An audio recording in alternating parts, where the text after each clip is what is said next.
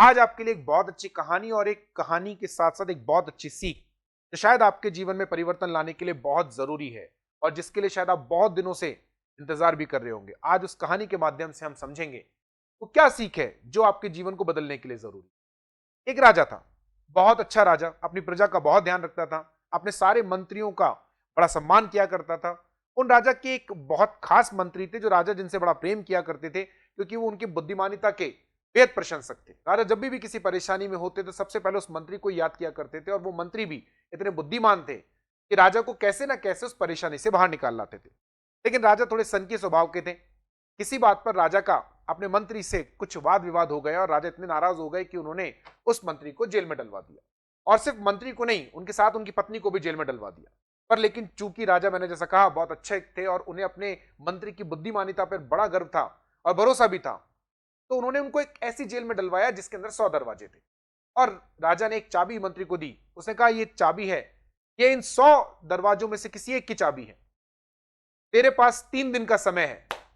इस चाबी से अगर ताला तू खोल पाया और वो गेट ढूंढ पाया तो तू बाहर निकल जाएगा, बच जाएगा, अन्यथा फिर तेरी मौत निश्चित है। मंत्री ने अपना काम चालू करा। जैसे ही जेल में डाला गया, उसे चाबी लेकर एक एक गेट को खोलना चालू करा। पहला गेट, दूसरा गेट, तीसरा गेट, चौथा, पांचवा, ऐसे करते करते 12, 15, 20 गेट तक पहुंच गया, लेकिन कोई दरवाजा नहीं खुला। मंत्री की पत्नी ने मंत्री को समझाया, बोले राजा ने तुम्हारे साथ धोखा करा है, राजा चाहते ही नहीं है कि आप यहां से बाहर निकलें, इसलिए उन्होंने जानबूझकर आपको वो चाबी दी है जो इन 100 में से किसी भी दरवाजे की नहीं है। मंत्री ने अपनी पत्नी की बात को अनसुना करा और वो अपने काम में लगा रहा। 20, 25, 30, 35 समय बढ़ता जा रहा था और दिन कम होते जा रहे थे। पूरा दिन निकल गया। पूरा दिन में मंत्री 30 से 32 तालों को चेक कर चुका, दरवाजों को चेक कर चुका, लेकिन उसे किसी भी दरवाजे में चाबी लगती हुई दिखाई नहीं दी। फिर थोड़ी देर थक हार के 2-5 घंटे आराम करके फिर वो चालू हो गया। उसकी पत्नी ने फिर समझाया, राजा ने तुम्हारे साथ धोखा करा है, हमारा मरना निश्चित है। बोला नहीं, अगर राजा ने कहा है 100 दरवाजों में से एक दरवाजा ऐसा है तो मैं कोशिश करूंगा। वो लगा रहा। पूरा दिन निकल गया लेकिन दरवाजा नहीं खुला। मंत्री की पत्नी ने फिर थकार के समझाया, बोले आप क्यों अपनी जो है समय खराब कर रहे हैं, आप क्यों, हम मरने के बिल्कुल पास में हैं, तो इससे बेहतर है कि हम बैठ के कुछ देर बातें कर लें, शायद फिर हमें कभी मौका ना मिले। मंत्री बोला, नहीं, मुझे पूरा भरोसा है। फिर वो लग गया और जब 100वें ताले के पास पहुंचा, 100वें दरवाजे के पास पहुंचा, तो वो चाबी लग गई, दरवाजा खुल गया और मंत्री अपनी पत्नी के साथ बाहर आया। सबसे आश्चर्य की बात, राजा बाहर ही खड़े थे 100वें दरवाजे पर। राजा बोले, मुझे तेरी बुद्धिमानिता पर पूरा विश्वास था, वह निकल जाएगा। लेकिन मंत्री बोले साहब, मैं अपनी बुद्धिमानिता की वजह से बाहर नहीं आया, मैं आया बाहर अपने प्रयासों की वजह से। मैंने एक भी ऑप्शन को नहीं छोड़ा, क्योंकि अगर मैं एक भी ऑप्शन छोड़ देता तो क्या पता शायद वही दरवाजा मेरे लिए बना था और मैंने उसी पे। और बहुत सारे लोगों के साथ यही होता है, आपके साथ भी ऐसा हुआ हो। हमारे सामने बहुत सारे ऑप्शंस होते हैं, लेकिन हम अपने दिमाग में एक पिक्चर बनाकर बैठे होते हैं कि सिर्फ यही मेरे लिए बेहतर है। हमारी काबिलियत को हम पहचानते ही नहीं। वैज्ञानिकों ने ऐसा प्रूव करा, एक सामान्य व्यक्ति अपने दिमाग का 4 या 5% का प्रयोग करता है, लेकिन वो 4-5% भी इतना होता है कि वो उच्चतम स्तर पे जा सकता है। और हम लोग क्या करते हैं, मैं सिर्फ बिजनेस करने के लिए बना हूं, नौकरी मुझसे नहीं होगी, मैं सिर्फ नौकरी करने के लिए बना हूं, मैं व्यवसाय नहीं कर सकता, मैं ये सिलेबस में बहुत अच्छा हूं, इस तरह के प्रोफेशन में मुझे जाना चाहिए।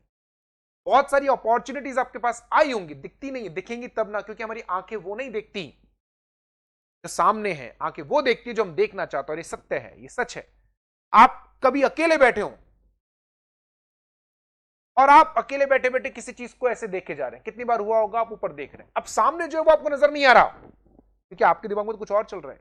आंखें ना वो नहीं देखती जो आपके सामने, आंखें वो देखती हैं जो आपका दिमाग उन्हें दिखाता है। और इसीलिए आपने अपने दिमाग में एक पिक्चर बना ली कि मेरे लिए यही ऑप्शन बेटर है। आप दूसरे ऑप्शन पे वर्कआउट ही नहीं, और आप क्योंकि जिस ऑप्शन में आप जाना चाहते हैं वहां आप सक्सेसफुल नहीं हो रहे, तो आपको फ्रस्ट्रेशन आता है कि यार मेरे साथ अच्छा क्यों नहीं हो रहा, मैं तो इतनी मेहनत करता हूं। आप मेहनत बहुत कर रहे हैं, लेकिन आप और जगह अपनी मेहनत का प्रयोग नहीं कर रहे, यूज नहीं कर रहे, और इसी वजह से आप सक्सेसफुल नहीं हो रहे। और आप दोष देते हैं भगवान को। आप कहते हैं शायद मेरी किस्मत ही खराब है। होगी आपकी किस्मत खराब, माना, लेकिन आपने अपने प्रयास करे क्या? किस्मत मंत्री की भी खराब थी कि इतना फेवरेट मंत्री होने के बावजूद भी राजा ने उसको जेल में डलवा दिया। इतना पसंदीदा मंत्री, इतना बुद्धिमान मंत्री होने के बावजूद भी जिसने कितनी बार राजा की मदद करी, जेल में, किस्मत तो उसकी भी खराब थी, लेकिन फिर भी वो बाहर निकला ना, क्योंकि नए ऑप्शन ढूंढो। ऐसा नहीं हो सकता कि आपकी जिंदगी में दूसरा ऑप्शन ना हो, बहुत सारे होते, आपको ढूंढना पड़ता। और एक बात ध्यान रखना, किसी भी ऑप्शन को ना मत कहना, क्योंकि भगवान बड़े खतरनाक होते हैं। मैंने पीछे एक वीडियो बनाया था, जरा देखना, उसके अंदर भगवान के बारे में मैंने बड़ा अच्छी बात कही, उस वीडियो को जाके देखना। भगवान को मजे लेने में बड़ा मजा आता है। आपको लगता होगा हम ही लोग मजे लेते हैं, इंसान ही मजे लेते नहीं, भगवान बड़ा खतरनाक खेल करते हैं। वो बैठे बैठे ऊपर कभी कभी उनको लगता है कि आज कुछ नया किया जाए, है आज कुछ तूफानी करते हैं, तो भगवान भी आपके मजे लेते हैं। आपने कहा सरकारी नौकरी में कभी नहीं जाऊंगा, भगवान ने कहा तू सरकारी नौकरी में ही जाएगा। मेरे एक मित्र बड़े अच्छे, दवाइयों से बड़ी नफरत थी, आज दवाई की दुकान पे काम, ये सच्ची घटना है। मेरे एक मित्र जिनको सरकारी नौकरी से बड़ी समस्या थी, वो कहते थे सरकारी नौकरी में आदमी की कैपेबिलिटी बाहर नहीं आ पाती, वो कुएं का मेंढक बन के रह जाता है। अरे मैंने कहा ऐसा कुछ नहीं होता, वो नहीं मानते थे। बीएसएनएल में नौकरी करते हैं, नाम नहीं बता सकता।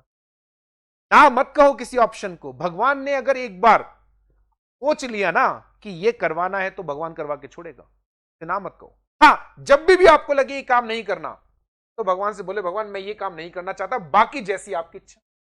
इतना सा बोल देना है, बहुत जरूरी है। और देखो कि आपके सामने क्या ऑप्शन है। मान लीजिए आप पढ़ाते हैं और टीचिंग में सक्सेस नहीं हो पा रहे, घबराओ मत। टीचिंग सिर्फ पढ़ाने से नहीं होती है, टीचिंग हर वो चीज है जिसमें आप लोगों को सिखाते हैं। ढूंढिए तो सही, कितने ऑप्शंस हैं। यदि आप कोई व्यवसाय करते और नहीं चल पा रहा है, तो ढूंढिए क्या आप कुछ और व्यवसाय कर सकते हैं। हमारे एक मित्र हैं, कोरोना के टाइम पे लॉकडाउन हुआ, पूरा बिजनेस बंद हो गया, 7 महीने खाली बैठे रहे, मानसिक स्थिति इतनी खराब हो गई कि पागल होने की कगार पर आ गए।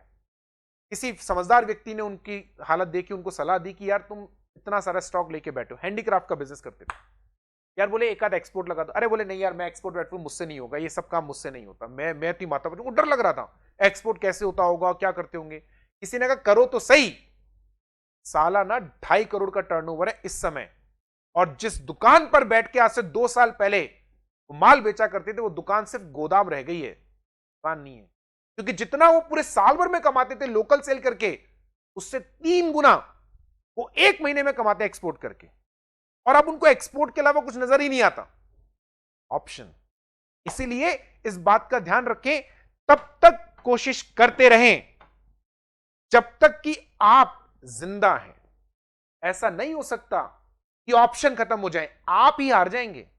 एक आदमी ने एक खान खरीदी, खान समझते, किसी ने कहा यहां पे सोना है, उसने खरीद ली, खोदता गया खोदता गया खोदता गया, 1 feet 2 feet 4 feet 10 feet 50 feet तक खोदा, सोना नहीं निकला। हार गया, बोले यार मेरे साथ धोखा हो गया, चला गया, किसी और को बेच के चला गया। दूसरे आदमी ने सोचा क्या पता यार और 2-4 फुट खोद लेते हैं, 10 फीट खोद लेते हैं, खोदा ही था और सोना निकल गया।